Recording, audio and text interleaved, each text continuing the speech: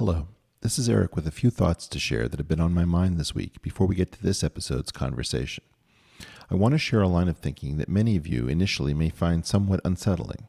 Nevertheless, I believe that at least some of you will find it interesting and perhaps ultimately even liberating or useful. The theory is this. When powerful people use their advantage to engage in new involuntary transfers of wealth, safety, or freedom from those too weak to defend themselves, the winners are almost always forced to create an idealism as a cover for their siphoning. In simpler terms, these idealisms are actually cover stories or bespoke fig leaves which almost exactly fit the extraction or taking that they are tailored to mask. Once this is understood, we realize that to test this theory, each wave of idealism would have to be matched to a highly specific, effective confession for an injustice that pervaded the era in which it was found. This concept of idealism as disguising theft is, of course, an upsetting cognitive shift. It is therefore naturally initially difficult to come to see the waves of idealism that characterized each era that we have lived through, not as the best of our aspirations for a better world, but rather as the photographic negative of the greed of our own ruling classes. For example, the idealism of United States competitiveness was everywhere in the 1980s and early to mid-1990s. At that time, it seemed to be about the need for all Americans to pull together and get back into fighting shape as a country. Looking below the surface, however, it was not really about the need of managers, owners, and workers to pull together through shared austerity to reinvigorate American industry. Rather, it was a false idealism that instructed organized American labor to give up hard-won gains that were then not matched by comparable sacrifices from the other groups. Once United States labor had been sufficiently humbled and attenuated in its power by the mid-1990s, the drumbeat of patriotic competitiveness gave way to the post-national Davos idealism of a world without borders singing the praises of financial inclusion, trade, immigration, and philanthropy. With the maudlin sentiments of 1985's We Are the World as its anthem, the purpose of the post-national movement was not to include those overseas, but instead to allow the wealthy of the industrialized world to break the bonds with their fellow citizens of the working class and to access cheaper labor pools abroad using far-flung supply chains. Likewise, the idealism of so-called constructive engagement with governments like Communist China's would be seen through this lens as the rationalization for ignoring issues of human rights and strategic risk in such a way as to benefit economically in the short term while selling out American interests in the long term. Meanwhile, back home in the States, the techno-utopian perspective that arose to dominate the Bay Area of California held that information just wants to be free, and that now transparency is king because privacy is dead. Perversely, as you would expect in this theory, this hippy-dippy sounding digital vision is exactly what ushered in the surveillance economy, as the platforms became not windows, but half-silvered mirrors through which the social media barons learned every intimate detail about their users. These startups turned techno-behemoths turned the most intimate personal details of our private lives into their proprietary business data, which was as far from free or transparent as one could possibly imagine. The idealism of gender and identity, too, fits this exact pattern. Second-wave feminism seemed to be about recognizing the intrinsic worth of women in the workforce, but it may also be seen as an employer's dream to push out the labor supply curve in such a way as to make the previous single breadwinner household require a second income just to keep pace. The politics of identity, which caught fire in the wake of the 2010 Colorado Senate upset, are explained largely by economist Pia Milani's theory that identity is the cheapest substitute for the labor voting bloc, which demanded far more significant economic concessions. More bizarrely, the strange media ritual of pointing the finger of Islamophobia at anyone who dares ask about a mass murder in which the killer triumphantly shouts Allahu Akbar amidst bloody and sadistic mayhem may well be about protecting transfer payments from oil-rich monarchies, while the official admonition to see the niqab, hijab, burqa, and clitorectomy predominantly as ethnic differences or symbols of female liberation is so absurd as to go a long way towards establishing the need for some theory as this to fill the space.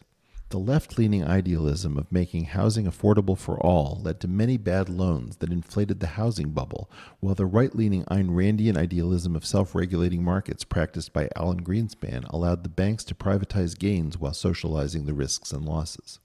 The Giving Pledge, too, may well be an attempt to keep governments from clawing back unpaid taxes from carefully sheltered fortunes or establishing wealth and asset taxes in a period of radical inequality. In this sense, it can be seen as something of a bargain. If I promise to screw over my own children for charity, I hope that you will leave me alone and unquestioned to enjoy my vast and carefully sheltered wealth while I'm alive. And, as we have just seen with the Biden endorsements from Speaker Nancy Pelosi, Senator Kirsten Gillibrand, and former Senator Hillary Clinton, the Me Too movement appears to be less about sexual assault and more about adding a tool for extrajudicial vigilantism, which can be wielded selectively or kept sheathed according to taste. Suffice it to say that hashtag #BelieveAllWomen has now given way to hashtag #BelieveConvenientWomen. So you may ask, why bring this up now? Well, in my opinion, what we need now is someone who is not part of any of the official idealisms. Of course, that would have sounded quite weird in isolation if I had simply said that we need an anti-utopian to lead us. Wouldn't we want someone of vision, a dreamer, doer hybrid, to point the way? No. We want someone who has not signed on for any of these horrible anti-patriotic charades from either party. Someone who never believed in free trade, free markets, post-nationalism, housing for all, deregulation, competitiveness, etc., etc. We need someone who is not close with Jeffrey Epstein and who does not possess significant financial relationships abroad. Additionally, someone alienated by both the hardline pro-life and pro-choice perspectives would be perfect for where most Americans are today. Since the time of Nixon, we have been in an era of predatory idealism with our best impulses used against us from both right and left. It is now time to get back to the hard work of cleaning up from two disastrous generations of failed business people, politicians, reporters, and professors. And perhaps most importantly, we need to flush our dependence on near-totalitarian communist China out of our system before it is too late. So I will leave you with this thought. One of the false idealisms that I have held back is the fight against ageism. The current seniors in firm control of our world benefited immensely from mandatory retirement policies for their elders and a general sense that used to be common. This was that long-term policy should be made by those who will have to live for many years in the world that they will create. By 2009, when Joe Biden, for example, left the Senate to become vice president, he was already quite advanced as the fourth most senior senator at the time. But he had actually been a senator at that point for 37 years, since 1972, when he was first elected at the age of 29. As luck would have it, this is almost exactly the year in which wages suddenly and mysteriously stagnated after 25 or so magical years of post-war technologically led growth. This stagnation is what ushered in all of the false idealisms that we have discussed here previously. We need young and dynamic people again to reinvigorate our society. But 50 years of fake idealisms have now piled up to create an unequal nation that cannot be explained by productivity. Most all of our idealisms have been poisonous, and from both left and right. In that, at least, we have been relentlessly bipartisan for almost 50 years. After a few brief words from our sponsors, I'll be back with the introduction to today's episode.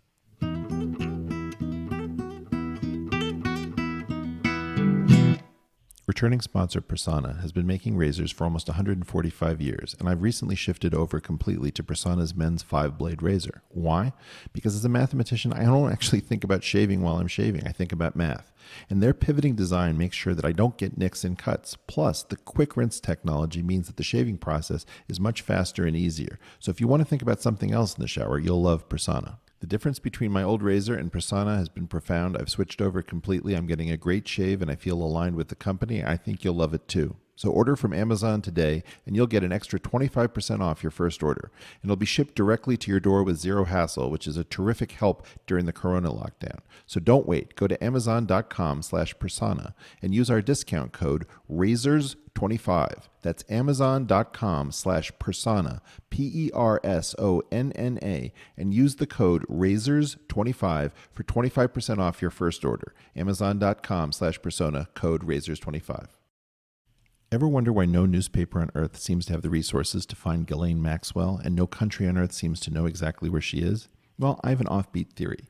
You see, as one of the top VPNs, our loyal sponsor ExpressVPN, of course, can give you the ability to protect your data on an open channel. But it also gives you the ability to hide your IP address and let you control where you want sites to think that you're located.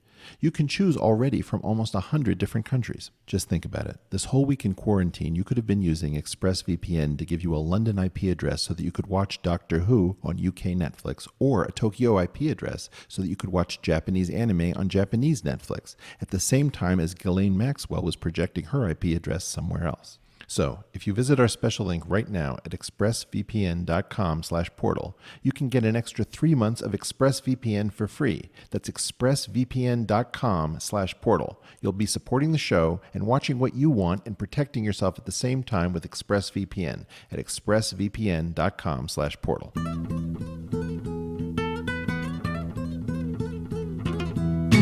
If you follow technology at the moment, ask yourself this question. Who is the venture capitalist who currently has the scent of innovation in 2020 and is most likely to be on the trail of the future? In previous eras, I have heard many different names, but lately I've been hearing the name Josh Wolfe from some of the people I respect most. Josh is a founder of Lux Capital and the owner of a powerful and unusual mind. The thing I always have to remind myself about venture capital is just how many different skills it requires to do well.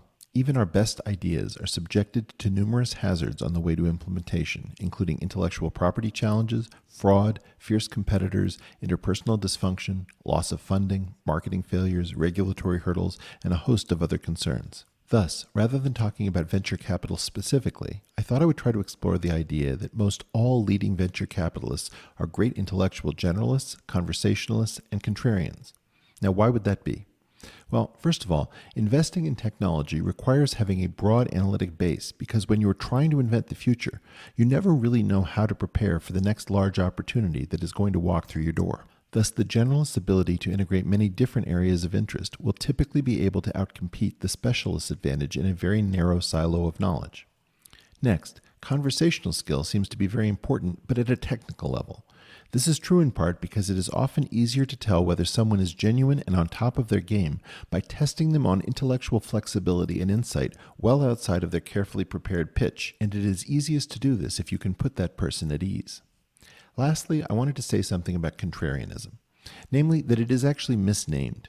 Simply putting a minus sign in front of whatever the crowd appears to believe is an excellent way to go bankrupt quickly and really has nothing to do with being a contrarian if you think about it. Contrarianism is usually not so much about whether the crowd is wrong, but about exploring in what highly specific ways the world may not be alert to possibilities or courageous enough to consider their implications. In this episode, I think Josh reveals that his mind and approach exemplifies all these traits in spades. This first meeting took place at the end of 2019, and I have become an eager consumer of his thinking in the time since. If you want to hear what the crest of the new wave of venture capitalists sound like in 2020, you could do worse than to listen to Josh Wolfe of Lux Capital for the ease and fearlessness with which he appears to explore any landscape of new ideas. We will be right back with my uninterrupted conversation with Josh after these words from our sponsors.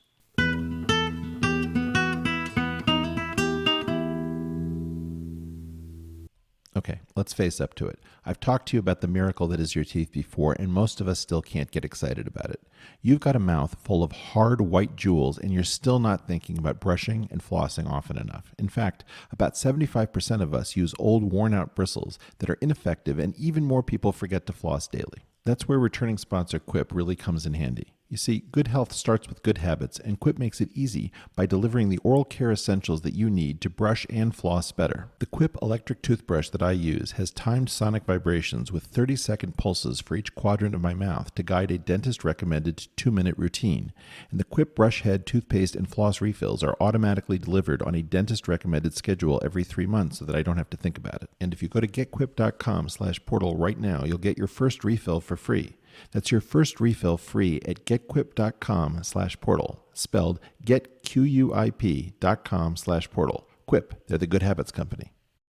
All right, the entire planet may be stuck at home under quarantine, but what will you have to show for it? Are you writing the novel that you always dreamed of? Are you perhaps composing the symphony that will bring people back to the orchestra?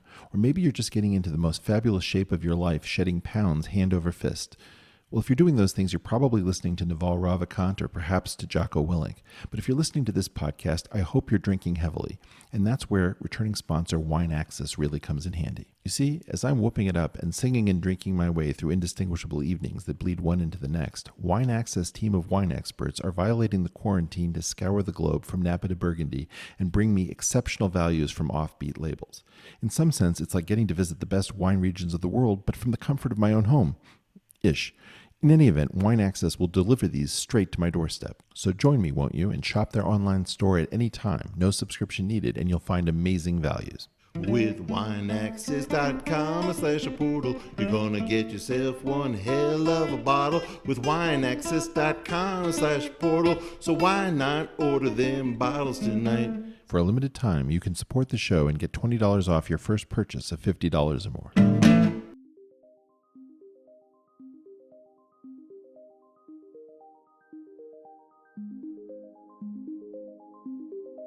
Hello, you found the portal. I'm your host, Eric Weinstein, and today I'm joined by none other than Josh Wolfe, the co-founder of Lux Capital.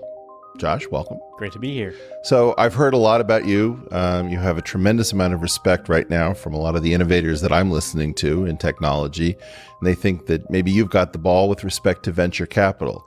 Can you tell me a little bit, not about venture capital, but about what you can see from the perch of venture capital that the rest of us might not be able to see at the moment in terms of this moment in time in our innovative history? Well, I think the probably cliched thing of venture generally, and this extends beyond us specifically, is the best way to predict the future is to invent it. And the people who are inventing it are the scientists and typically engineers that often inspired by science fiction say, I want that thing to be real, and then they go and make it so. And our job is to basically find them before others have and take this asymmetric view. It's sort of the power of somebody who has a secret. I think it was the Nobel laureate who had the quote that, I know something that nobody else knows and they won't know until I tell them. And it's that sort of power and that asymmetry that we're trying to find just as investors. So we go and scour the world trying to find really cutting edge technologists and engineers and entrepreneurs that are building the future. And then we have to figure out if they're full of shit or not. That's a great place to be. There's a famous story about Eddington, who I guess was the first person to sort of test Einstein's general theory, that he was courting his lady love on a bench looking at the night sky. And his gal said something like, how beautiful are the night stars? And he says, yes, and right now I'm the only person on earth who knows why they shine. I talk about great patter. So you're looking for secrets, but you actually stepped into an area that I'm passionate about, which is I'm terrified that our actual innovators, the people who really break the new ground, get completely screwed over in the feeding chain because they have to invent the future out of personal need. And so they're not watching the ball. And you see the same thing in music, that the people who love the music are often preyed upon to some extent by the industry, which is extremely extractive.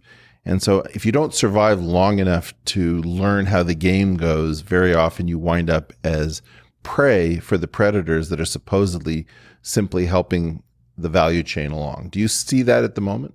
Well, I think that's a firm by firm kind of thing. So if we were predatory upon... Oh, sorry. It has nothing to do with Lux Capital. Yeah, no, I know. But I think generally, this is a sidebar, if I can go off on a tangent here, which is the transactional nature of certain businesses. I think about like Turkish rug salesmen or something. Like you go to the Blue Mosque and you go to the bazaar. You have a one-time interaction with that person, and so the game theory of it is that they can completely screw you over, right? Because they're never going to see you again, and they'll churn through people. In venture capital generally, I think that it's a game theoretic where I'm only as good as the last deal that I did, and I've got to maintain a long-term reputation that's compromised if somehow you exploit somebody because your reputation will very quickly spread in a negative way. That assumes that the person who's going to be exploited is the CEO that's coming to seek the venture capital. But what if, for example, the real innovator is buried inside the company and the person who's claiming to be the technologist is sort of the visible head at the top? Maybe that person gets a good enough deal because of the repeated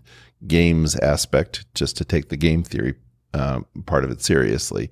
But that in fact, the problem is that the person who is actually the technologist is in fact too busy solving problem, writing code or soldering joints or doing something that means that they can't actually watch all of the games that are getting played. Yeah, it's possible. I think that the best ones that I see tend to attract really talented people. And most of the really smart technologists can identify if somebody is like really trying to exploit them or not. And I think the best entrepreneurs, the people who are maybe taking a technology and trying to commercialize it, I think they have that same sort of game theoretic of wanting to be good actors of the long term. There's no doubt. There's bad scientific actors who are liars and bullshit artists. There's bad technologists. There's bad entrepreneurs. But I don't know that that there's an epidemic of scientists or PhDs that are toiling away, and being exploited. I'm more worried about the deception or the BS artists, who are faking it and are actually, bilking investors. Well, it's from the other side. So, Yeah, fair. In other words, I see a two-way game where you have predatory investors and predatory charlatans. Sometimes you have to, of course, adjust for the fact that people are fooling themselves. They're at least being kind enough to fool themselves before fooling anyone else. Right. And self-deception is probably the best evolved mechanism to deceive somebody else. Right. As we were talking both to each other. Yeah, that's interesting. I would think that the payback, that the consequence of an investor exploiting somebody who is maybe gullible, naive, or just scientifically innocent, I think it would be pretty swift. I think somebody would say, wait, what happened? You only owned what percent? And I think that person would end up getting a really bad rep pretty quickly. So I think there's a natural corrective. For example, Mariana Mazzucato has made an economics career out of claiming that the majority of the work happens before, right, is funded by government, effectively by taxpayers, and that the taxpayer effectively socializes the cost of developing, and then the sort of last mile towards invention is handled by the industry, where the rewards are incredibly handsome. Yeah, I think there's elements of her argument that have merit. A lot of the things that government has historically funded that she talks about are these base infrastructure things, the substrates upon which an inventor then has some novel, often variant idea, and then they say, okay, let's take that and run with it. And then you still need somebody to then take that risk and say, okay, we're going to turn that into a product. We're going to build a company around it. And that typically is, a profit-seeking venture capitalist or a co-founder that says, let's go do it. Sure, but like a Tim Berners-Lee or a Francis Crick or a Jim Watson or a Bill Shockley. Or Rosalind Franklin. Yeah, although I'm not a huge fan of the Rosalind Franklin theory of the double helix construction. I think that she was a much better scientist than Watson or Crick from the perspective, or Wilkins, maybe even from the perspective of regularity and skepticism. But they were wild-eyed risk takers, and the fact that they were perhaps great scientists, but not good scientists at that point. Yeah. And so there's this, the way it shakes out, she was a really good scientist. They were great scientists, but not good scientists. Like, they decided it had to be a helix on the basis of the Maltese cross, which was scant evidence. And she, quite correctly said that you guys are probably too influenced by Linus Pauling's alpha helix. But anyway, I mean, my just that's a contrarian view that we can't hold, because for some reason, because so many women have been treated unfairly in science, it's become very popular to say, well, Rosalind Franklin did the work. No, but it's not about the work. In her case, it's more just like the attribution of credit. There's some, there are a lot of women. They were extractive upon her work. Yes. So that there's no question in my mind that we have to acknowledge that that's true. No, I'm not trying to give her more credit than she deserves, but I think that history treated her, and now it's sort of rectifying itself. But I think that there's an aspect, but Watson and Crick were huge value adds in that system. Yeah, nothing to take away from them. Yeah, sure. But Jim, by the way, gave me the best advice I ever got. Tea at his house, and and they don't let him go out very often now, because he says. You had it recently? 5 years ago, 6 years ago. Okay, I think I had him 3 years ago. Okay, so and I'd love to hear, but his quote, which I think is a beautiful double entendre, is avoid boring people, and avoid boring you and avoid people who are boring. And I think everybody that you hang out with, I think, are like not boring people, and I think his standard is even higher.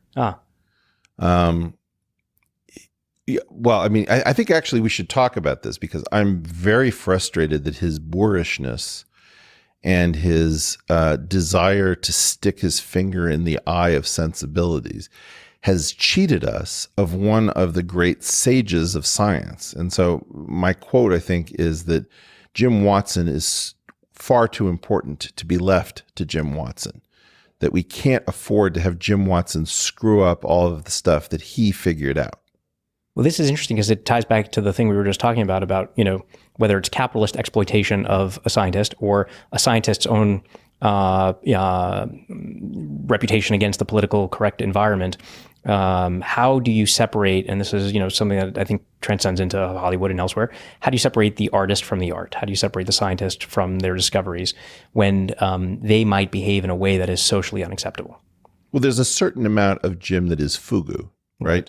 So you have to, you're served up puffer fish. It's not that you can't eat it. In fact, a little bit of toxin plays beautifully on the tongue. But if you consume the wrong organ, that's going to be really fatal. Right. I mean, Jim had all sorts of positive characteristics. And the problem is that you've got like generations of people who've been taught if there's anything wrong, like, then there's no fugu chef that's safe enough. And so all 100% the fish dismissal. Right? Yeah. Right.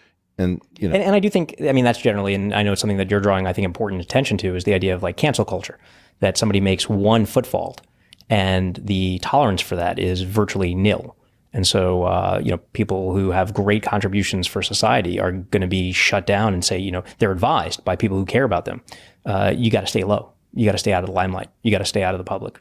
And I actually think Jim, had people that were trying to help him to, sort of be a counsel conciliary, like when he was going to things, because I think he felt on the one hand entitled to just speak his mind. And this was the great privilege of actually understanding not only natural and sexual selection, but its molecular embodiment in genetics and epigenetics with the result of his discovery. Now, part of the problem, just to be very blunt about it, is that biology is terrifying. If you actually understand biology, it is in some sense like the worst possible collection of truths you could ever happen upon. There's something to offend everybody for every occasion. So if you believe that the world should be a nice and beautiful place, you don't want to study biology. Well, you have no choice but to not be a biologist. You can't do it. And in fact, you have to leave the room when biology is being discussed, because if you want any horrific trait that is found in the world to be explained rationally, I can find you a perfect system that serves up that bad trait and shows, that motherhood isn't what you think it is. Trust isn't what you think it is. I mean, like every bad thing happens. This I actually agree with. And in fact, if you think about most of the books that are written about biology, evolutionary biology, psychology, they're all like, the true nature of this, right? Or why we do these things. And it is in part, I think, that there has been a lot of, papering over or desensitizing of what true human nature is. And true human nature is, and maybe this seems too Hobbesian, but it is dark. We are competitive social primates. We try to outwit each other and take advantage of each other. We have idealistic views that is the thing that is taboo to go against. But I agree with you. I think human nature itself, rooted in biology, is quite dark. Well, I think once you've paid the price in biology and you've seen all of the darkness and you've reconciled yourself to the fact that there's no escape from the darkness, then a new door opens, and then you start to realize that ethics are in some sense a means of outcompeting groups that lack them, right? That if you have an ethical system, you may be able to defeat a prisoner's dilemma that would befuddle your rival, and therefore you're in the position after a while to take their land and their resources because they're always squabbling amongst themselves for position. Yeah, there's a great Jack Handey quote that I'm going to get roughly right, which is, I imagine Jack Handey, the great evolutionary theorist. Exactly, from SNL. I imagine a world where people live in peace and harmony and love, and I imagine us attacking that world because they will never expect it. That's very funny. Do you remember Steve Martin had this, wishes for Christmas or something? It starts off with, my first wish for Christmas is for all the babies in the world to be happy and healthy in their mother's arms. Right. And then, 12 wishes in, he wants the aerobics instructor and the Porsche, and it's like it's just it devolves. It's completely it's every politically incorrect thing that you would actually want. So I guess in this framework, One of the things that's really important to realize is that when people can't handle reality and, in fact, make it impossible to speak openly, you're creating niches of opportunity for people who can handle reality and who can serve up fugu, who can cut out the bad parts. So I learned more from Jim Watson in a week by learning how to just ignore his incredibly, he just has a need to be badly behaved in order to keep checking in that he's still a free person. It's interesting because he may do it for the provocation, the stimulation of the provocation, to be able to see that he gets a rise out of somebody, right? Which itself is a form of intellect, to know that I'm going to say something wittingly that might piss you off or make you unsettled. There is an entire class of people who we pay to reveal these kinds of truths. And Comedians? Yes. And I find them absolutely fascinating because they are, to me, they are investigative journalists, scientists of human nature. Scientists study things, social scientists study things who study things. And comedians, to me, reveal these great truths, and they are given permission on a stage to say the things that people might be thinking but be afraid to say. And there's so many people that I don't think they're given permission. They're given an opportunity. No, they're given permission because you consent. You consent when you're going in there that you are going to be offended. And now clearly there's a minority of people that, you hear stories of people walking out, and, Chappelle has talked about stories of this with transgender people that have walked out, and he overtly will say I can't stop telling transgender jokes. And he does this in a funny way and reveals these truths. But I actually think we give them consent when we sit down. We give them initial consent to try, and then if you look at what happened to Michael Richards. Well, okay, because you have this issue where the cell phone, first of all, breaks. It used to be that the space. Yeah, no, that's okay. So it's like namespace pollution in Python. You think that you're having a conversation at 2 a.m. with consenting adults who want to be offended, right? And then suddenly you're talking to your grandmother on Sunday morning about the video that circulated, right? With no context, or exactly. Right? Yeah. And in that case, no skill. Right. That was not a funny routine. He tried and he failed, and he paid a very large price for trying and failing. Yeah. And I think that you have to appreciate that if we are giving them consent, it's very tenuous. It's up to us to retract it. It is interesting, though, because I do think that the funniest things that are both most psychically relieving, the release, when you have this great laugh, are often the most taboo topics, and again, that's a certain brand of humor. But the people that touch the third rail, we just went to a comedy show last week in New York. And Comedy Cellar? No, it was the Stand. Okay. And I wish I could remember the comic's name. I'm doing a horrible injustice, but and I'm not going to tell the jokes, but they talked about school shootings, and they talked about the current environmental movement against plastics. And in the latter case, he's talking about turtles and straws. And this was a phenomenon that amazed me. There's no way a decade ago or 2 decades ago, straws would have been obsolesced like that, plastic straws. I happen to like plastic straws. I know that's probably taboo. Maybe it's politically incorrect, but I use 4 paper straws instead of 1 plastic straw. But he was saying people are saying save the turtles. Do you know how old the average turtle lives? It's people are 70 years. He's 200 years.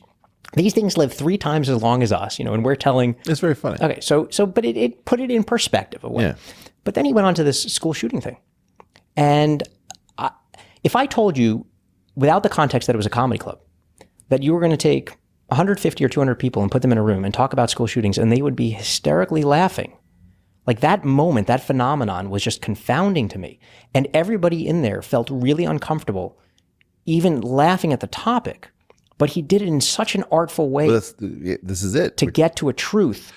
Which is, in general, we don't have the Indiana Jones ability to steal the thing we want and put the sandbag in. It's exactly the same weight, right? And this is I guess I discriminate very strongly between comedians of great skill and comedians who are just going to go for it. And they're two very different kinds. One just shocks you for the sake of shocking you, and sometimes you marry the two. I don't know if you've ever watched Gilbert Gottfried's version of the aristocrats joke Yeah. to signal that it was okay to laugh after 9/11. Yes. Yeah. Was this in the Penn and Teller produced one, the movie, The Aristocrats? I don't know. I saw A footage clip of it, yeah. And what's his name too, who I never expected was Well, the other Bob Saget. Oh, Bob Saget's famous for working blue, but having a squeaky clean image. Right. Lots of people did that.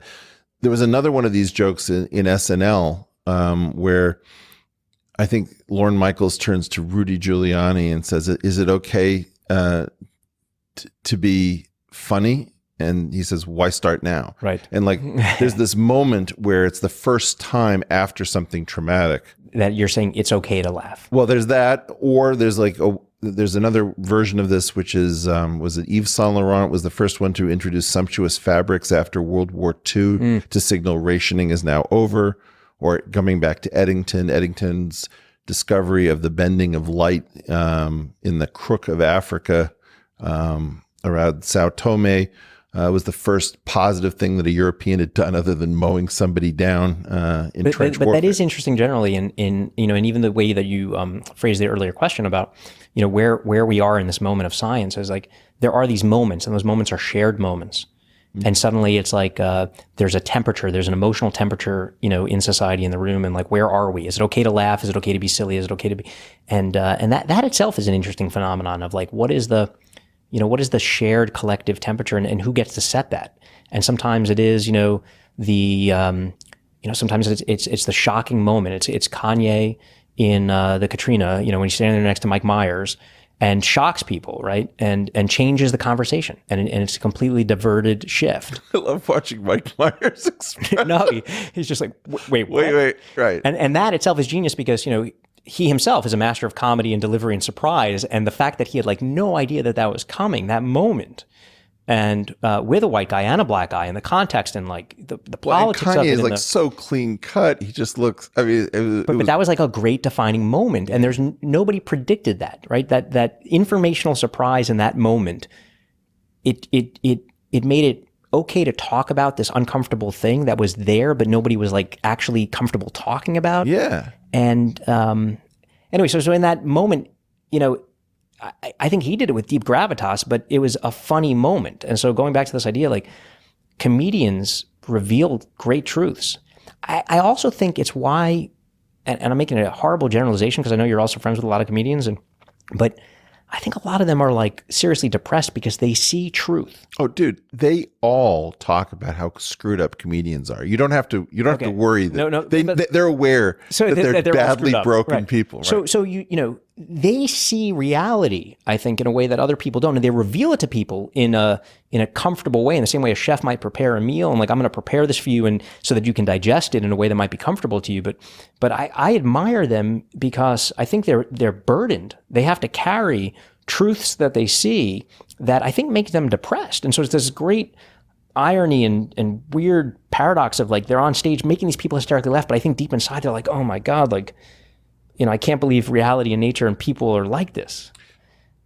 Yeah, it's a beautifully dark thing. Well, it is. So this, I think this is broader than comedians. I have a general theory that says reality is a second best strategy. That's the bumper sticker. And what it means is that if you're born into a functional universe, so you take the Anna Karenina principle that all happy families are exactly alike, but each unhappy one is unhappy in its own way. I believe that reality is only discovered when social reality breaks. So if you think of social reality as the Matrix-like thing that was actually being referenced in that movie, you discover underlying reality when you can't maintain social reality. Something cracks it open, and it's like, if you think about it, one analogy that I like to talk about is separated regimes. If you have an ice hockey game, you only discover that it's taking place over a frozen lake when the ice cracks. Right. Yeah. And then it's like, oh, okay, there are fish down here and it's quite cold, and you know, you learn a lot. I think that comedians are one group of people who are not able to maintain the ice illusion that this is solid ground. And I think we're entirely dependent on so-called dysfunctional, broken people. And this is like the dirty, interesting, wonderful. Tell us the truth. Well, not just to tell us the truth, to create, to take risks, to manage those risks. You know, when I first saw Rodney Mullen skateboarding, I thought something went wrong in this guy's life. Boy, did he spend a lot of time alone. Nobody would overinvest. But like the explosion of creativity. I mean, I talked to my producer, Jesse Michaels, about this. I said, should we get Eddie Van Halen and Rodney Mullen in for one common interview? Because they're sort of the same guy. They both came up with so much in terms of a vocabulary that no one had known was present in either the guitar or the skateboard, that it's pretty clear that something in common happened to both people. Now, that may be a bad idea for a show. No, I think it would be awesome. I mean, I think actually this is, I think you're hitting on something that transcends not just skateboarding and heavy metal or rock, but I think human nature, which is that I think great artistic expression comes because somebody wants to communicate. They find their medium to communicate and the way that they express it. I am always caught by that thought experiment of imagining a world in which a particular person existed, but the technology didn't.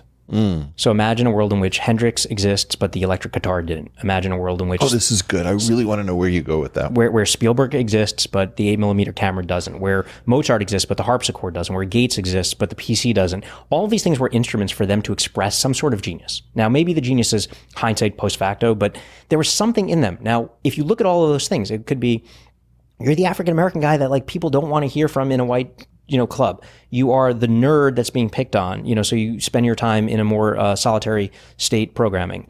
But there's something that, is sort of broken in you and you want to express it. You almost by definition don't feel understood and you need to communicate and you find the instrument to express yourself. And I think the common thing between skateboarding and rock and programming and scientific entrepreneur, like they all are like, I have something to say and I'm going to express it in this different instrument. Okay. You hit on the Hendrix one, which has been an obsession of mine. So let's just do an analogy here. Okay. Urethane wheels and the drought in the early 1970s or mid 1970s, I forget exactly when it was, created a universe in Southern California of impromptu skate parks where you could actually grip the walls of the pool, so the dry pools with no water, right? Yeah. And that weird collision was like the electrified guitar. Now, Charlie Christian had been like the first electric guitarist, but he wasn't really fully exploring what was new, which was the instrument is no longer the guitar; it is the guitar amplified system. Now, Les Paul had been there with using the recording studio and the multi-track recording and all sorts of trickery. What would Hendrix have done? Because the reason I love what you brought up is we have almost no recordings of him visually on acoustic instruments. I've seen him playing Hound Dog at some party, and I've seen like Hear My Train A-Comin', which is like the famous video of him with the 12-string guitar. But it's not like with Stevie Ray Vaughan where you actually see just the absolute mastery of the acoustic guitar. Hendrix was really fused with the amplified system as the total instrument, including the feedback. I mean, that's really interesting though, because I don't know, to your point, was he classically trained before? Did he just pick this thing up and then started breathing? Like Picasso, we see the crazy Picasso paintings, but he was... His very early classical before that. I mean, it was like you would look at it, you'd think it's something you buy at like comes in a photo. Yeah, exactly. And it's horrible, right? No, it's not. It's not horrible. It's outstanding. Okay, I can't draw. I don't want to kibitz. Keep going. So he was really Picasso was really classically trained, and then found his voice, right? Found the confidence or the comfort to basically do something totally different.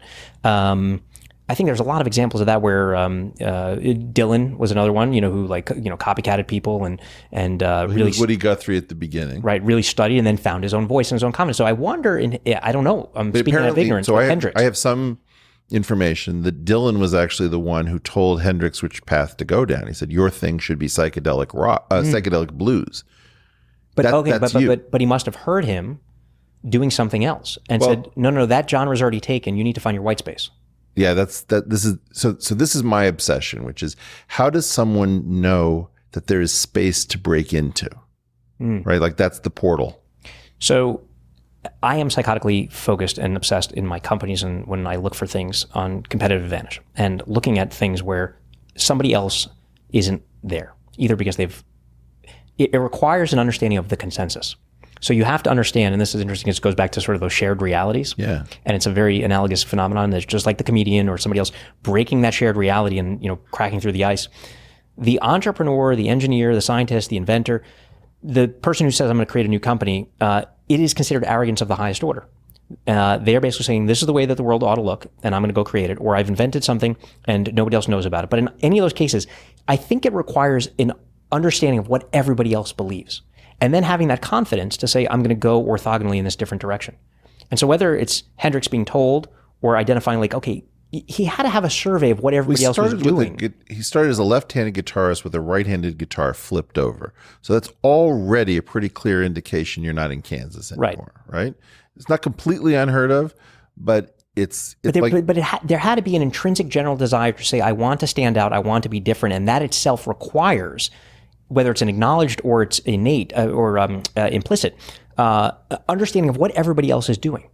Whether you're in rock music or you're writing or you're doing a podcast or you're doing math or you're inventing something, you have to understand like what does everybody else believe, what is everybody else doing, and then what's the thing adjacent or orthogonal that I can do that nobody else is doing. I mean, in a sense that's the status-seeking, identity-creating thing that I think leads. I think that's what we call creativity. What I find is that they're two separate things. Do you have creativity to break into new space?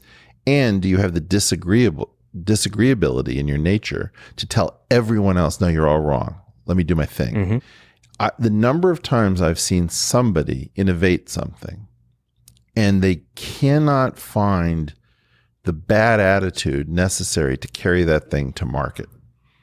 We're both friends with Peter Thiel, and here's a guy who his conviction gets stronger the more people tell him he's an evil idiot. I think it's his secret weapon. Yeah. It's one of these things where everybody wants to be a contrarian, right? So then everybody's like this consensus contrarian. I think he is an authentic contrarian, but he has a measure of what does everybody else believe. Sure. I mean, he's also running, maybe I shouldn't be giving away his secrets, but one of the things that I'm very impressed by is that he's cornered the market on first-order contrarians. And so he runs them all as subroutines because everybody loves talking to him because he's an amazing judge of talent and risk and strategy. So he's an authentic genius. And it's weird because I think a lot of business doesn't really require genius. It requires other traits more than it requires that. And then he's got the strength to tell absolutely everyone that they're wrong. And what I look at is the number of times where if you told me the end result that he was going to get was going to be positive, and I said, okay, let's imagine that you told 1,000 people that if you just hold this position for 2 years, you're going to be fabulously rewarded. But it's going to be so painful. You're going to lose friends. You're going to be denounced in the press. Almost everyone would drop the hot coal rather than carry it through to completion. Mm-hmm. And that is a separate trait from the ability to break into new territory. It's not the same thing. It's the comfort with discomfort. It's the willingness, as you said, it's the ability to be like the bad guy, to stand out, it's the ability to be misunderstood for extended periods of time. But not just misunderstood, disliked. Well, yes. Because you can be misunderstood but liked, but it's being misunderstood and disliked. It's the comfort. Ridiculed. It's the whole 9 yards. Which, going back, we are social primates. Yep. The most painful feeling, aside from like somebody like slicing you or stabbing you, is being socially ostracized. So having the thick skin, literally, like, it is why we have epidemics of depression and suicide. And it's just when somebody is socially ostracized, whether by means of technology or just, mean girls, it is a horribly painful thing. It is why when you watch some of these documentaries about people trying to leave the Orthodox Jews or any sect, the spite, the pain, the tribal exclusion. And so if you are part of some tribe in society, whether it's, a tribe of venture capitalists or a tribe of San Franciscans or what, and you don't have that willingness to stand out from the pack with comfort, knowing these people are going to talk about you behind your back. They're going to ostracize you. I agree with you. I actually find it's interesting when I hunt for entrepreneurs, there's a common trait that I find, which is that chip on their shoulder. I always say that, chips on shoulders put chips in pockets. And there's something that, they could have been the fat kid, they could have been the lone minority, they could have been from a broken family. There's something that they have to prove. And it's like this inextinguishable flame. Doesn't matter how much money they make, doesn't matter how much success they have. It's this thing inside that is going to propel them forward. And it's often or always in the face of some adversity that they suffered where everybody else was like over here and they're okay being the lone person. Or they can't be other. Yeah. And in some cases they can't be other than that thing. But in some cases, maybe the rejection from the others have defined them. Okay, you're not one of us. Well, so why don't we teach this? Like I have had a curriculum somewhere in a drawer in which you graduate people based on the question, can you pass the Asch conformity test? Mm-hmm. Can you pass the Milgram obedience test? And can you pass the Zimbardo immersive reality rejection? Prison experiment. Yeah. So you've got these 3 great experiments, and a bunch of people now leave. They're questioning on the second and the third. Those things have been debunked. The Asch still holds up, and it's amazing because I think Milgram, I think all of these things hold up. Well, they just were done in the there's most elements of truth, but the Asch experiment is interesting because twice is what it takes for social conformity. Right. Because the first time you watch him, the guy in the red sweater on the sort of famous video of it, and he's like, "It's 2, you idiots!" He's like confounded at and then they do it again, and it's just like that quickly as a social primate to feel the pressure when you know objectively the truth and you see everybody else as wrong. And you're like, you know what? It's not worth pursuing truth. I'd rather pursue the comfort of being accepted. Amen. And the other thing is that all it takes is one other person. For most people, if that person goes first, like you have 7 Confederates before you get asked. Yes. And one person out of those 7, then you feel comfortable, says the truth, then you're willing to say the truth as well. Yeah. You need an ally. You need not to be the only lunatic. Yeah. That it's a question of fitness versus truth. And there was one of these playful videos that surfaced, I don't know, 5-10 years ago of the guy who is freakishly dancing at the festival by himself. And then everybody's freakishly dancing. But like it starts out and like at first he's the joke. Yeah. Because he looks like maybe he's on drugs or he's just too happy or I don't know what it is, but like he's got a shirt off and like people are like laughing at him. I think the first person that joined him probably joined him to mock him. Maybe. So the intent, it felt like on observation. Or I think, so a previous portal victim was Timur Kuran in one of our first episodes. I think maybe it's the 3rd or something like that. And he studied exactly this phenomena. What happens when you get the second person, which is like the curating role. I am willing to say that I see what that person who has previously been isolated says. And then you start to find this chain reaction that is incredibly powerful. And so, this is how, I don't think we've talked enough about it. Do you know Jeff Tannenbaum? No. But before we go to Jeff, to Peter's, Thiel's, and to what we do in venture capital, that sense of belief, especially if you have an entrepreneur, an engineer, an inventor who feels like they haven't had somebody believe in them, and suddenly they're doing something and somebody says, yes, I agree with the way that the world you want to create, that is, OMG. I mean, that sets it off. Yeah, you're catalyzing something. So this is... We like to say that we like to believe before others understand. Oh, really? Is that your line? Well, it's a line. I love that. Yeah, but we also have to be careful because, we talked about this before, at the moment of inception or conception of a company, you don't know whether that person is a true visionary and genius with good intentions or is trying to defraud you. Yeah, but even when somebody's trying to defraud, this gets into really crazy territory. So if I have a great personality flaw, it's that I don't think I see people as they are. I think I see people as I believe they could be. And That's a very optimistic take. well, it's not always functional. So you see the better nature of somebody. All I see is limitless potential. You give them the benefit in of the just doubt. about everyone. Okay, so it's amazing because I am the polar opposite. Tell me. I meet somebody, and it's like my favorite line from Shakespeare, there's daggers in men's smiles. Somebody smiles, and I'm assuming that there's an ulterior agenda, an ulterior motive. I remember my first day, I grew up in Coney Island, Brooklyn. Everybody's running some scam or game. You're always on guard. You don't make eye contact. My first day in college, somebody was like, hey, nice hair. They were being authentic. They were being nice. They were giving me a compliment. Yeah. My reaction is, what are you trying to say?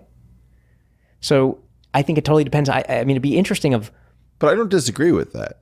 but your default first impression when you meet somebody is we're not having a conversation yet. So the way I would say it is, let's imagine you and I both meet somebody who's got an ulterior motive. okay. And they start flattering you. My feeling is, wow, look at them trying to scam Josh. Okay. That skill could be repurposed with huge rewards if they only realized that sometimes you have to tell a narrative about something that's actually positive. And by fraud, that's the shortest ride in the world. You're not going to get the value out of that thing. Okay, so that's interesting. So you view the temporary liability as a long-term asset. Should it be repurposed? I'm trying to de-risk the deal, and I'm trying to figure out what is the value of the resource. Now, if the person turns out to be pathologically committed to the short-term, you can convince it's not me out of recoverable. this. Yeah.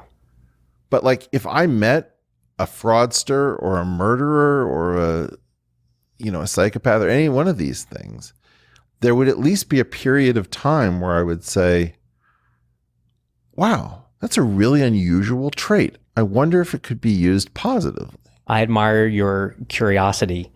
I think as a protective mechanism, I am way more quick to dismiss that when I sense somebody. Look, I'll run for cover.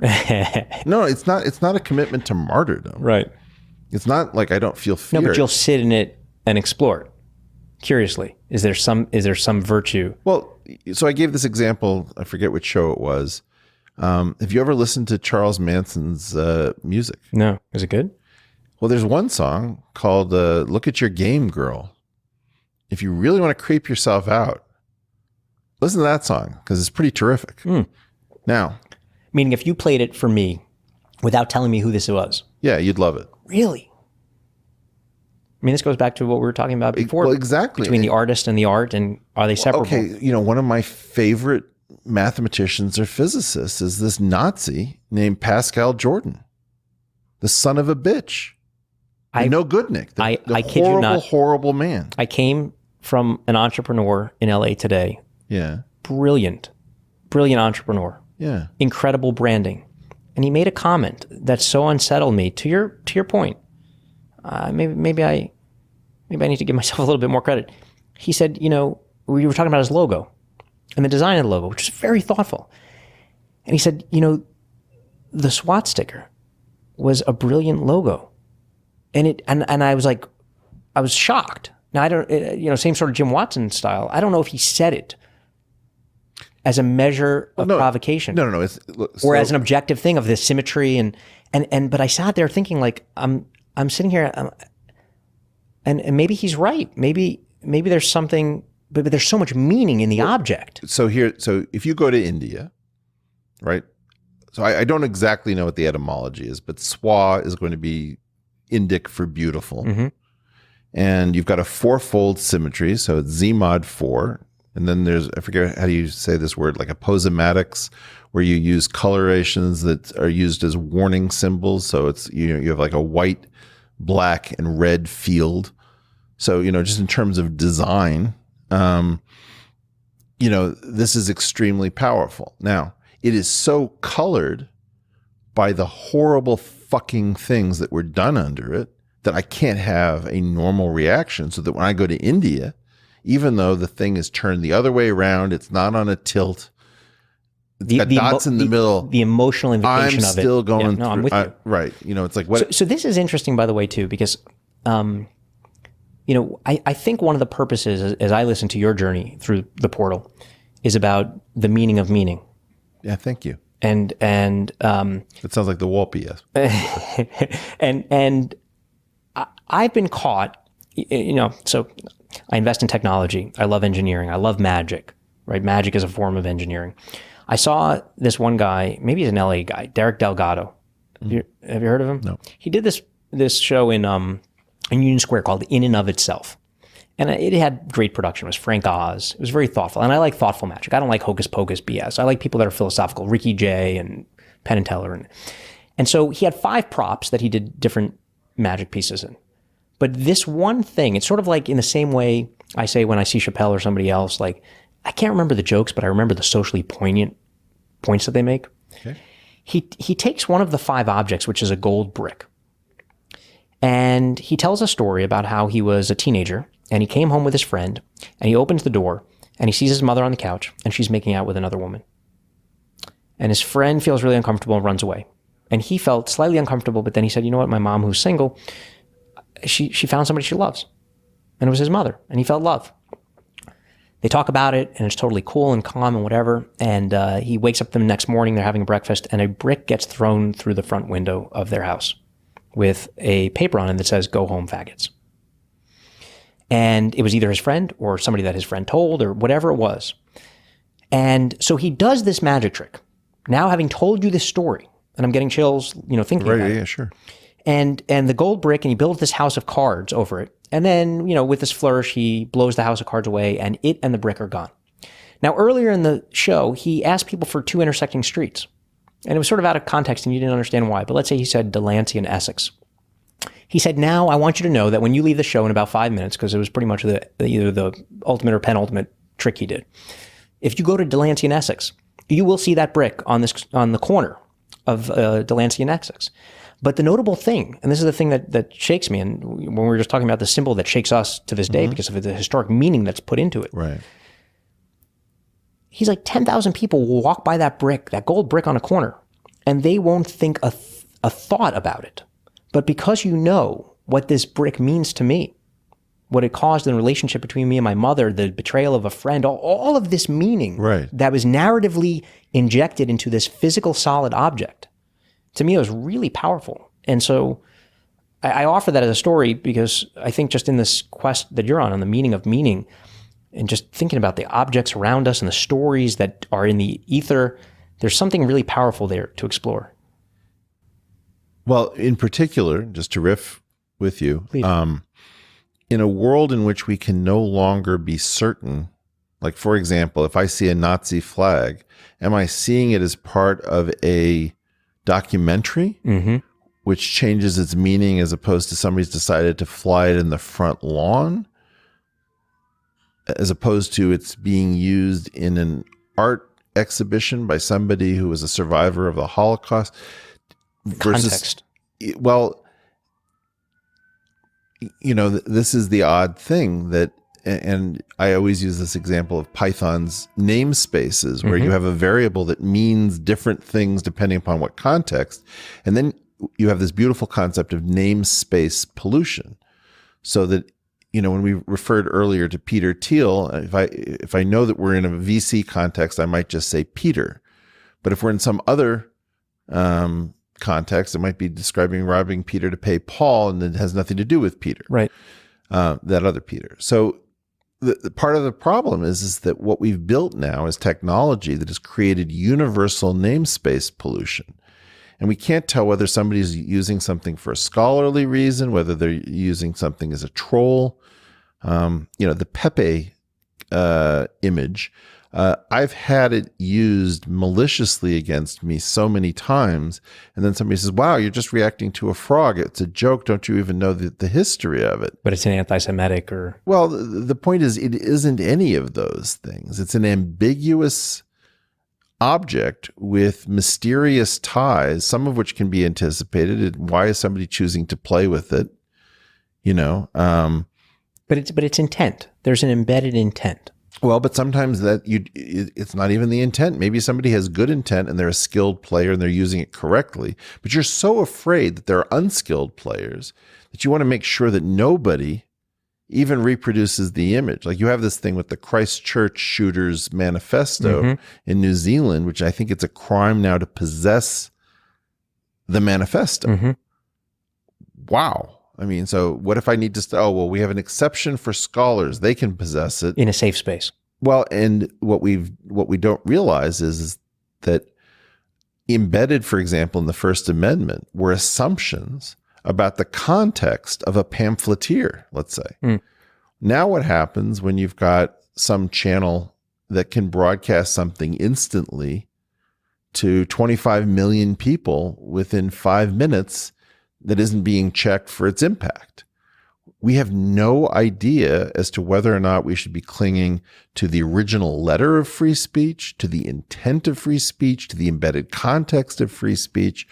And we're terrified that if we open that up, we're going to have so many bad, unskilled actors talking about it that we're never going to get something as good as the original intent of our Constitution, let's say. Or that you're fusing a culture where you can't talk about something like Pakistan has been making these legal complaints that Twitter agrees to pass along, saying, I know that you have never been to Pakistan and you're not Pakistani, but you are apparently violating Pakistani law, and we are obligated to tell you that you're doing this.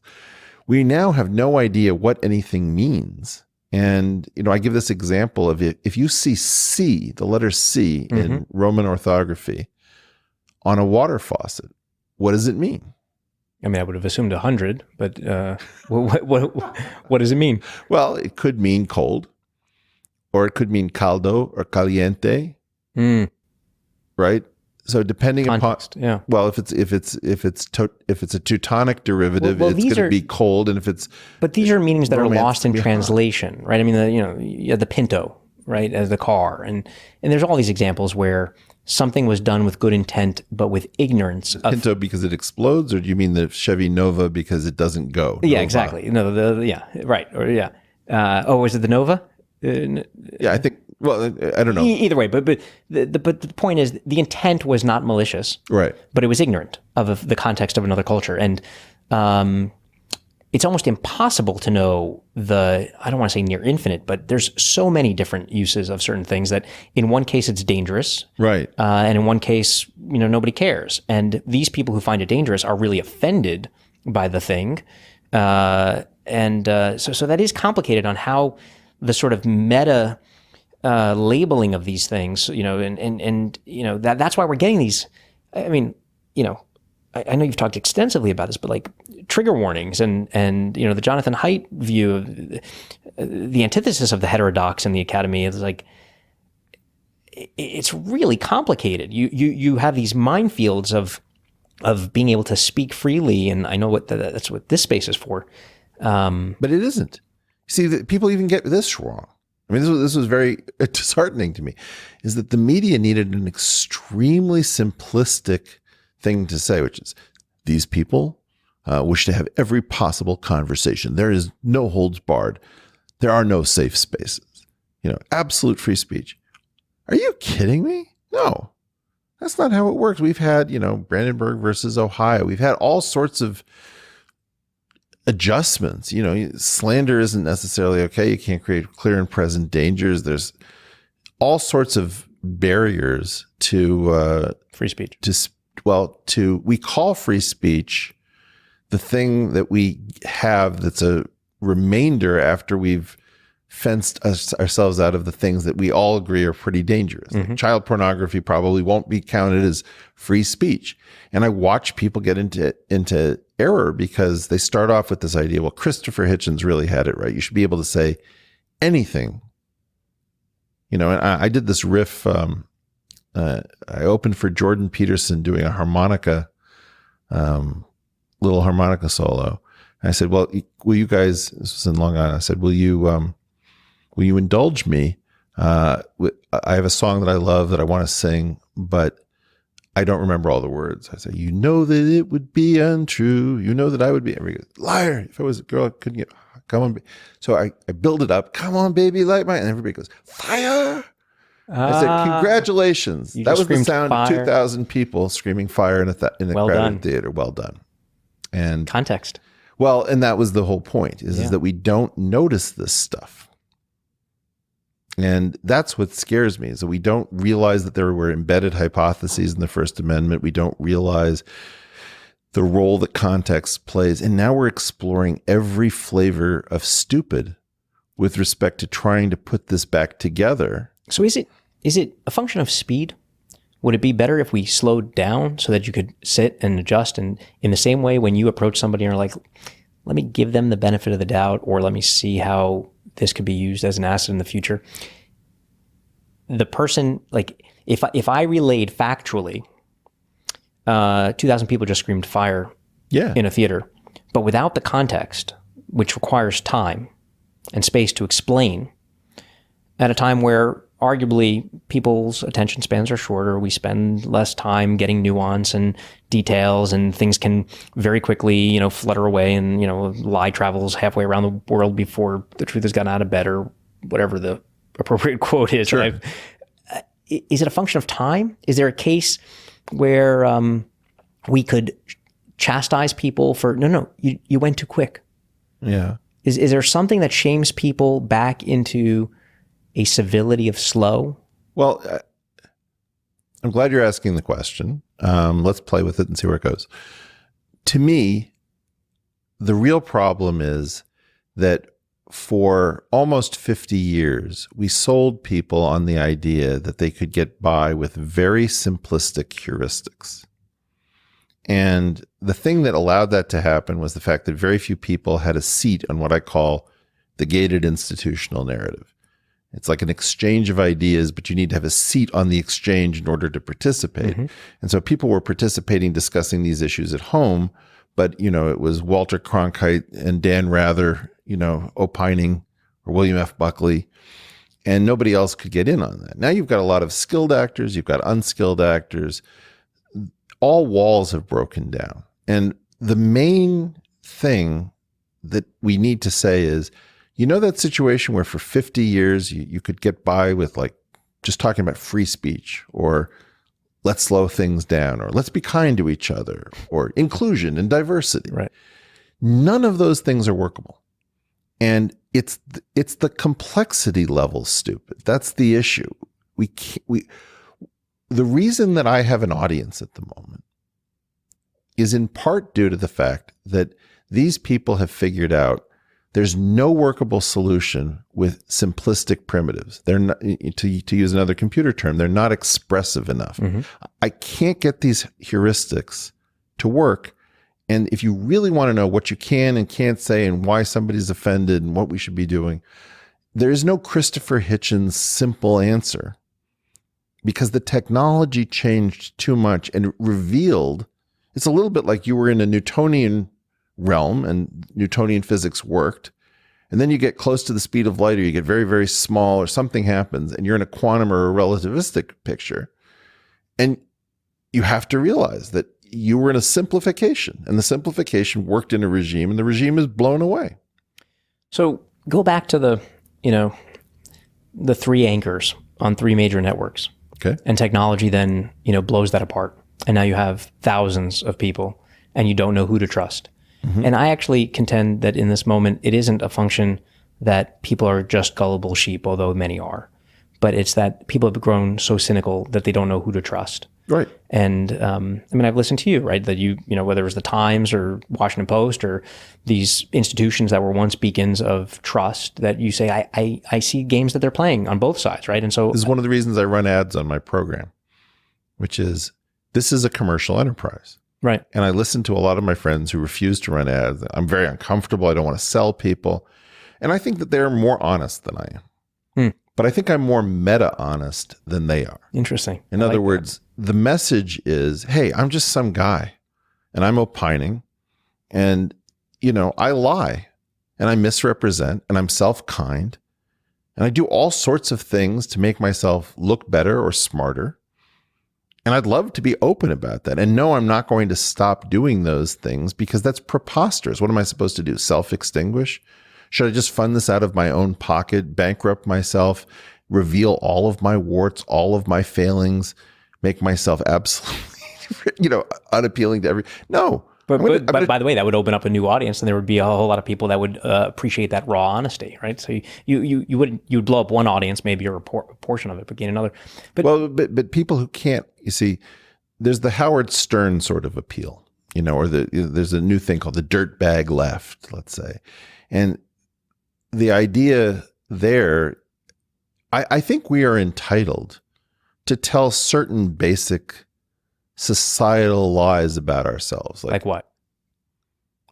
Well, I mean, this is a lie, right? That's exactly right. By wearing clothes, we disguise whatever it is that we are, or, should you be allowed to color your hair? Right. And that's a shared reality, right? Where, which itself is interesting, breaking through the ice again. We all know that we're naked under these clothes. No, we don't.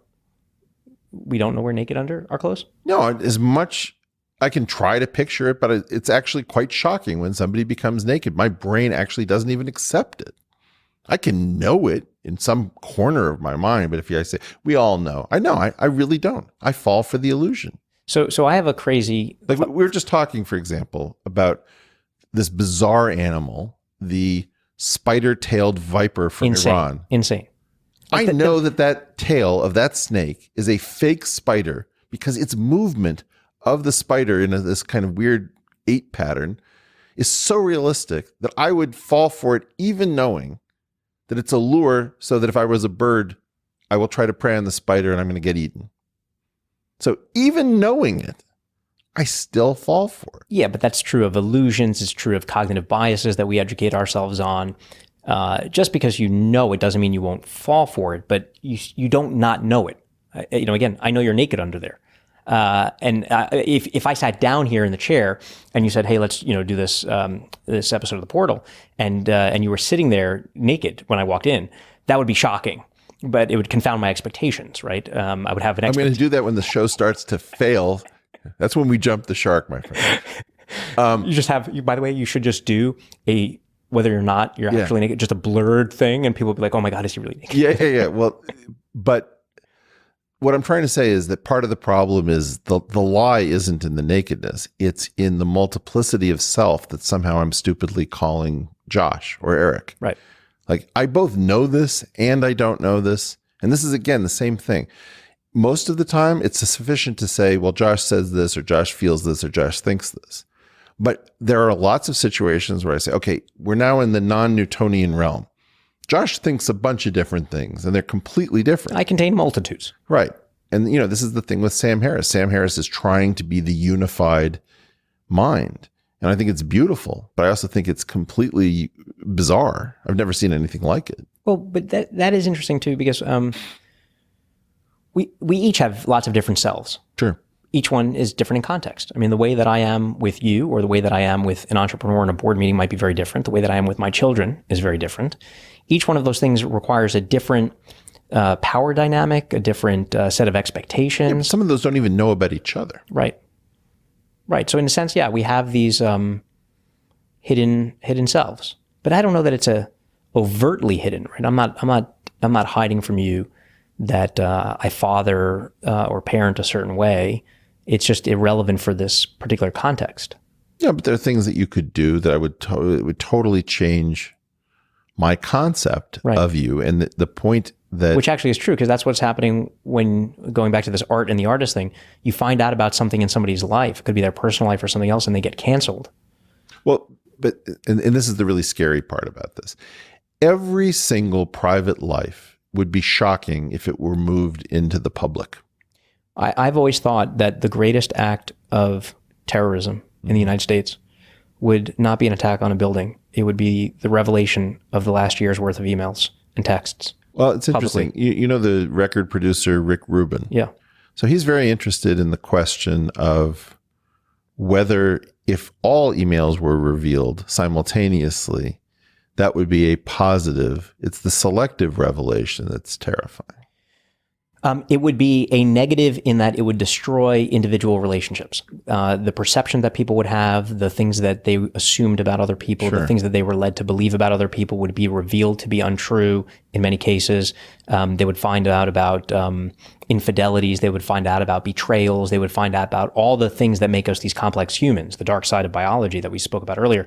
And I think it would destroy that fundamental fabric of trust. So in that same way that we have this story layer, with the ice that's there, it's stable. There is, that is a lie. When I didn't write to you like this, but dear Eric, yours truly, Josh. Like, that's a lie, right? That's a lie of civility. No. Sure, it is. Why is that? Because it's not natural to speak with those kind of pleasantries. That is a confirmation to an expectation of civility, which maintains a presentation of self that is. I don't buy this at all, Josh. My belief is that when you brush your hair, or when you attend to your grooming, it's an act of dishonesty. No, it isn't. Sure, it is. No, it's an act of signaling. Okay, fair. Right? Or it's hybrid. It's chimeric between signaling and dishonesty. Because I'm presenting something I want you to believe.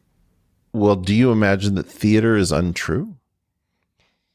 Is theater untrue? Or is it hyper true? This is this old point that I make about Updike, where somebody said, why is it that you write fiction? He says, opposed to what? And somebody says, well, the truth. And he said, my good man, what is it you imagine fiction to be? So this is an area that I'm at the moment obsessed with. Okay.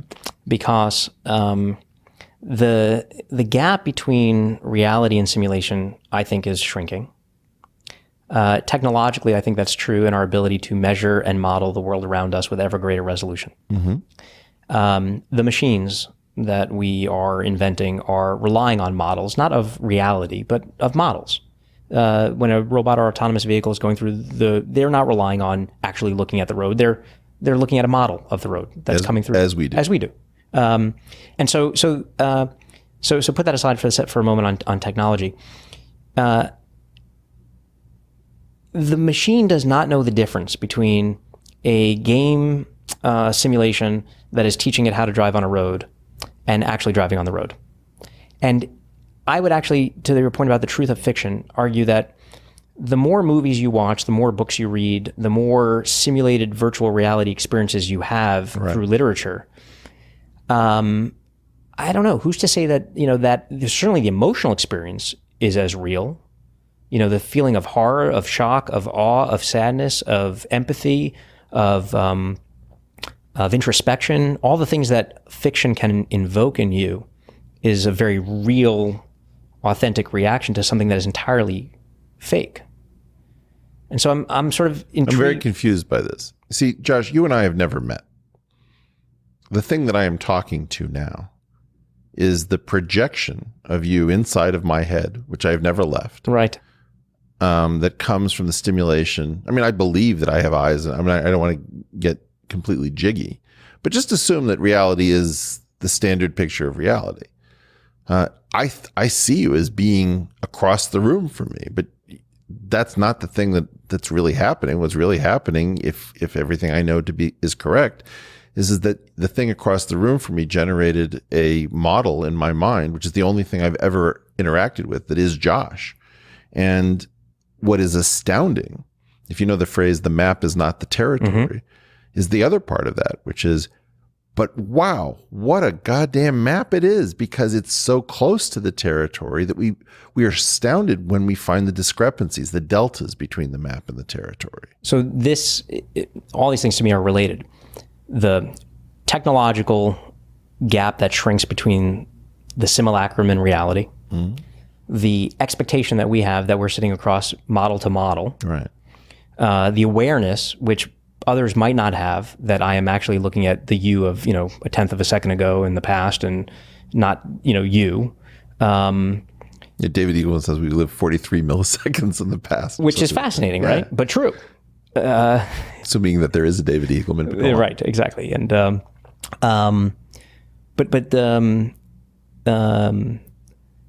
the idea of the model itself, and something you said about, confounding sort of expectations or surprise.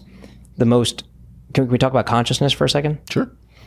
The most persuasive argument that I've heard about consciousness goes back to Jeff Hawkins when he wrote On Intelligence. And I think he took from the hierarchical structure of Santiago Ramon y Cajal and the idea of memory prediction. Mm-hmm. So if you see my shoes and you say, okay, that's Josh, and you have a model now, you see me again, maybe you just see the element of the shoe and you predict from the specific to the general, and you say that's going to be Josh. But if it wasn't Josh, if it was your brother, if Brett is sitting here and he's wearing my shoes, you'd be like, oh, you have an emotional surprise. Yep. The surprise adjusts the weight of your model, biologically, physiologically, and says, whoa, that's a surprise.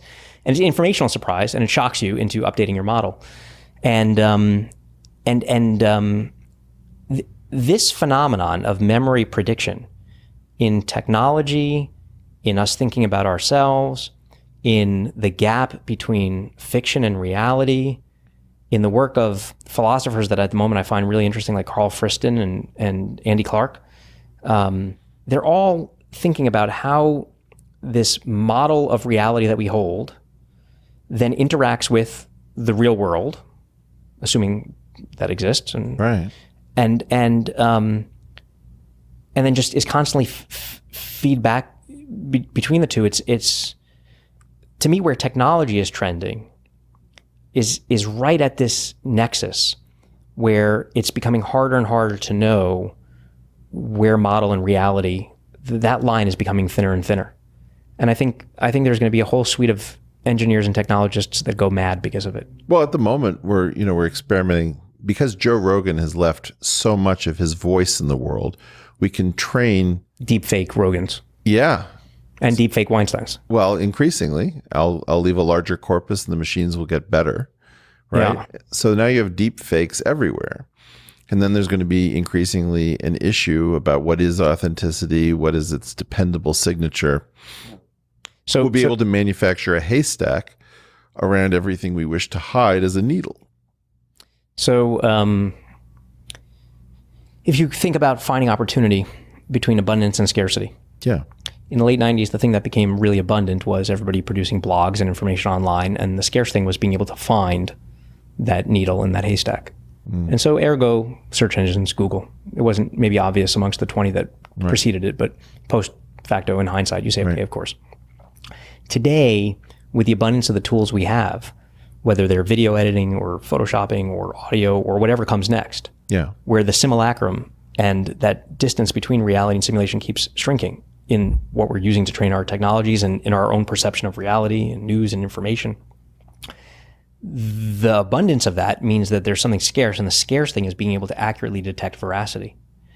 And so I feel like there will be an increasing weight of value put on tools that can detect. Is that photo real? Is there some aberration in that voice? And it's still going to be somewhat perceptible and detectable. If you watch these deep fakes of Obama or Zuckerberg, the things that people post online, to the native eye, it's very hard to detect. It's past the uncanny valley, but there's still this weird... Yeah, but that's going to shrink. It will. This gap is absolutely shrinking, but technology can still detect that. It can You'll have an arms race, as we've always seen in nature. So we were talking before about Batesian and Mullerian mimicry. Yes. Or deception and detection. Yes, and the idea that is if two things are different, then there's almost always going to be something that can tell the two apart, but that becomes increasingly expensive and invasive. And I don't think that this game that we've been living in and calling life is long for this planet. Okay, that's provocative. Well, this is the portal. We have to get out of here. Where are we going? Well, there's one phrase that constantly recurs in my mind, and I've decided to give it a non-zero weight value just to shut it up. But the phrase is, our home is in the stars or not at all. So, okay. And my belief is that we can talk about uploading, we can talk about an outbreak of wisdom that allows us to be good stewards of our planet. But more or less in the mid 20th century, around 1952 to 54, we had two discoveries that almost certainly we should all be able to calculate started a clock where if we don't get out of here and spread out and try a bunch of different experiments, and of course that's probably impossible. And it's also probably impossible to diversify it enough. And where would we hide from each other? All sorts of issues. But is your implication a metaphor that a literal that we're going to the stars, we're going to go to Mars or wherever it might be, we're going to outer space, we're leaving this planet, or is it a metaphor, poetic metaphor of? I wish it was a metaphor. I wish it wasn't what I'm actually saying. But if I say it straight,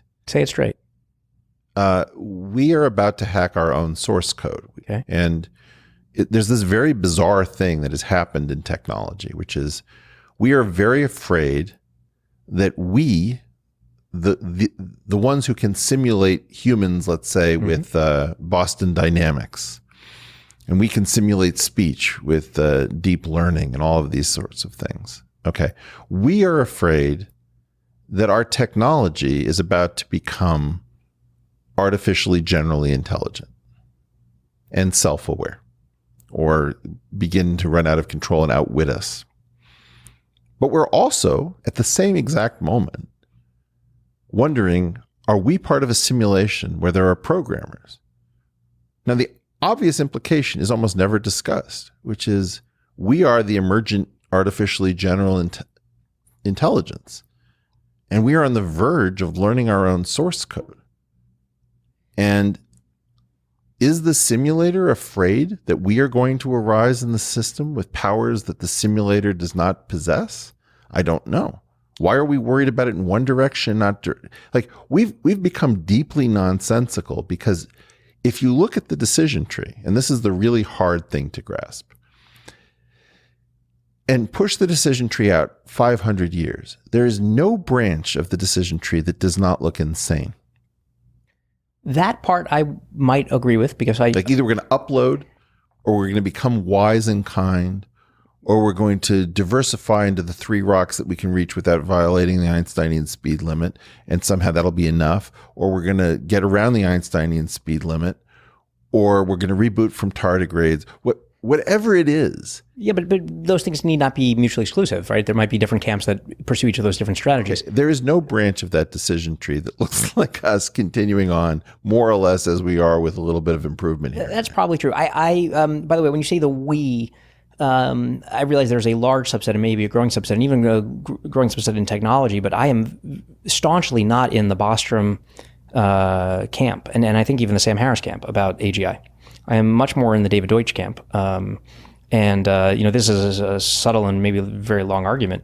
But I actually posed this to David recently on the idea about simulation, and we were talking about mathematical concepts. Can you just sort of say what those camps are? Because I generally don't follow these. Well, Bostrom makes a philosophical argument that I think is widely celebrated, and has, in the same way that if you go back 20 years in nanotechnology, you had Eric Drexler that was proponing a sort of pseudoscientific, but had elements of science, argue about nanobots, run amok. And he had his credible and wealthy technology champion, which at the time was Bill Joy. And so Bill Joy was basically warning, nanobots are going amok and so on.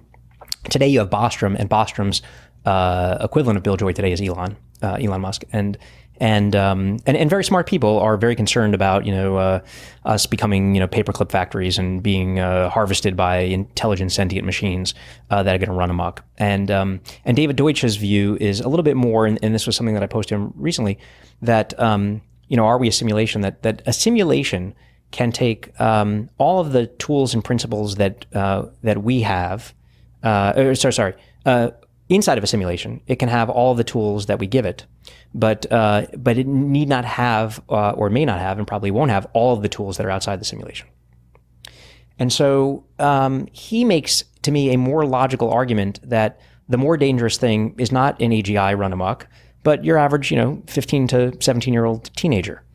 The cost of everything coming down and what power is put within reach. Yeah, but we get more processing power, we get more memory, we have better algorithms, but everything, in fairness, that everybody said was going to be a limit of some human ability has been eclipsed. From checkers to chess to Go to even artistic creation, and now generative text, and that's another area technologically we had maybe 5 years ago an ImageNet moment where you had greater than 90 or 95% computer accuracy of what a human could do in detecting objects in a picture. And there's still lots of errors and comical ones that people poke fun of online. Surprisingly, images are less complex than text. And today we're approaching sort of a Turing test-like moment of being able to have greater than 95% accuracy in being able to construct text, complex conversational text. Conversational text taken from your library of words and phrases that you're apt to use, and sort of in your voice, where it would fool. If you were texting with Peter or with Joe Rogan or me, you would be fooled. I don't think you could fool me about Peter. No? Why? The level of surprise. Okay, that's an interesting test, because we have a company that's doing this. Maybe that's a... I mean, I think I can run Peter as well in emulation as many people I know. And you would still confound yourself and... I mean, his operating system is not built the way the rest of ours is. Okay. All right. So let's put him aside as an escapable anomaly. But all of these things are still parametrically constrained in the system. They can do that particular thing extremely well. They can look at images extremely well. They can navigate a road extremely well. They can search query from Jeopardy extremely well. But they can suddenly come out of that system. So if you accept that premise of it's a simulation and it has the tools that you've put inside of it, but it can't go and create other tools that are outside of it. Well, have you heard my riff on the square root? No. Yeah, the square root is the really dangerous mathematical operation. Why? Because it allows you to ask questions within a system that have to be answered within another. Okay. So, for example, there's something called the determinant of a matrix, but the square root that might exist is called the Pfaffian, that really requires an extra leap. Same thing with vectors become spinors. The square root of the antisymmetric tensor system brings out this thing out of the vacuum that you sort of didn't know was lurking around. It's like the square root of -1. Right. There's no answer in the real number. You pose the question in the real number. So this is the question of finding the portal. I've said it's the psychedelic of mathematics. Now, if you allow me to train a machine, and I find it very surprising that nobody talks about this, but the square root is the most dangerous operation known to mathematics. And if you teach a computer all of the instances in which a square root allowed humans to find, even humans don't think of this, right? They don't think, how many times have we taken the square root and found a new universe waiting for us? I've never thought that.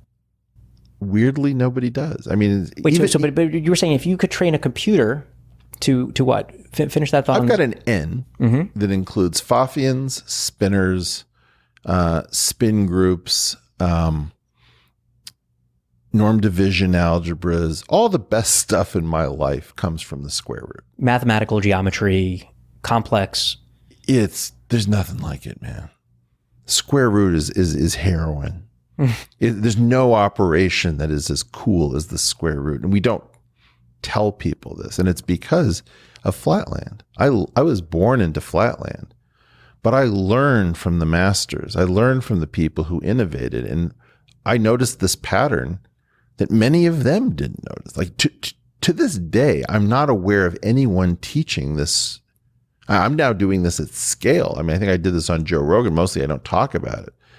But you want to teach people to bust out of the cognitive prisons, teach them the square root. So if you could program into a machine the ability to detect the square root of any of these just abstract... to ask the question. Like you could ask the question. Yeah. Assume you're given a system. Yes. Assume that you're given an operation that is the square root, that is functional in part of that system and returns nonsensical answers in some other part. Ask yourself the question, what can I adjoin to the original system so that the square root will become meaningful? It's like you want to find the panic room in a house. Yeah. That's how you find the book in the shelves that when you pull it out, swings open the bookcase and shows you the magnificent crystal palace that was hidden in your 2-story walk-up. That's your book, The Danger of the Square Root. Well, danger squared. Well, no. Well, we're headed. Look, this program is trying This is my distribution channel. My entire life, I have had my access to the world gated by people who I have come not to respect. And now that gate is open. You've created a gate. You've created your own portal. Until they've noticed. Yeah. Right? And, then they're going to say, well, I think Those are dangerous ideas. Dan Dresner, columnist for the Washington Post, professor at Tufts, said about me that everything that I think that's true isn't new, and everything that I think that I say is new isn't true. Yeah. So I am miraculously incapable of generating anything of interest. And I'm really looking forward to having him on the podcast. Have you invited him? He's being invited right now for the first time. Awesome. I hope he accepts. Josh, I could talk to you forever. I hope you're going to come back to the portal. And I don't think we talked a lot about venture capital, but I think what we did do is we talked about the thing that you do that infuses venture capital with hope and wonder and transcendence. And I hope to have another conversation with you soon, which doesn't necessarily talk about venture capital either. I'd love to. Love what you're doing. It's been fantastic. Thanks, man. All right. You've been through the portal with Josh Wolfe of Lux Capital. And I hope that you will subscribe on Apple, Stitcher, Spotify, or wherever you listen to podcasts, and then head over to YouTube and subscribe to our channel there. And remember to click the bell so that you'll be notified when our next episode drops. Be well.